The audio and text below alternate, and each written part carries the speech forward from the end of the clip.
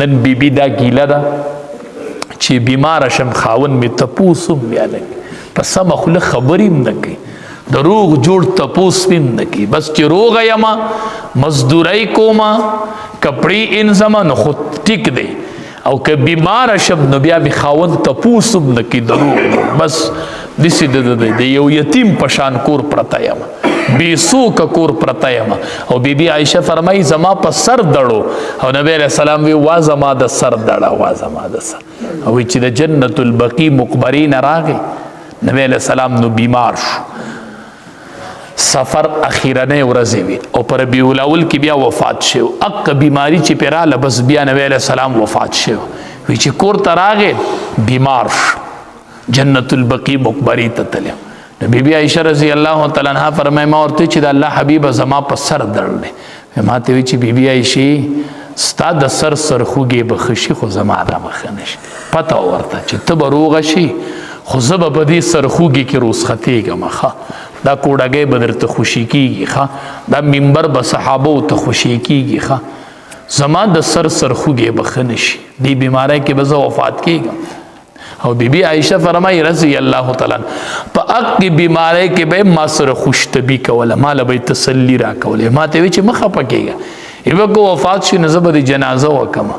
ما ورتی چی آو ما لبا جنازہ وکی ازان لبا بل خزا وکی، وی پا اقا ٹیم کے بے نور پوو چی اصور ازی پس زما خو ما سر بای غخبل خوشتبی کولا، زبای نخا پکولا ما سر بای خوشتبی کولا. خو بی بی عائشہ رضی اللہ تعالیٰ عنہ فرمائی وی ما ته به ډېر غیرت راته پدی چې بار بار به د بیبي خدیجې ذکر کو ندی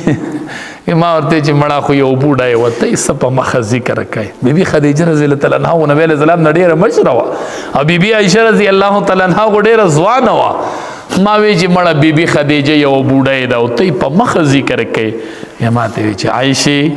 ته د قرآن حافظ یې، ته عالم یې، ته فقیه یې، ته حافظ یې، دا منما خو بیبی خدیجه او ما ممنه کوا په ټولو کې ړومبې بیبي خدیجې په ما ایمان راوړی دی ښه، او زما سهاره وه ما هغې ته ډډه لګولې وه ښه، او زما ترېنه الوات شوی دی. نو ما ته د بیبي خدیجې په باره کې څه به چې وی کله به یې پخ کړی پوخ کو سالن، وی چې د بیبي خدیجې ملګرو له لږ سالن ولېږئ که نه لږ ترې ولېږئ، هغې ملګري دي د هغې هم عمر دي، هسې هغه ملګري به یې څومره خوشحالې دي چې د امام الانبیا د کور پخ کړی به وکره لاړ. د بیبي خدیجه وفات کله د امام الانبیا مینه د کم وخته پورې مینه ورسره پالي، نو مینه وکړو خو د امام الانبیا سره یې وکړو نو په دې مینه به خوشحاله یو. ټول چې علماو نه تپوس کوئ چې کم کار کو په طریقه د رسول الله صلی الله علیه وسلم کو، دا ګران کار نه دی ښه، کورونو کې لږ محنت شروع کوئ په قلاره قلاره،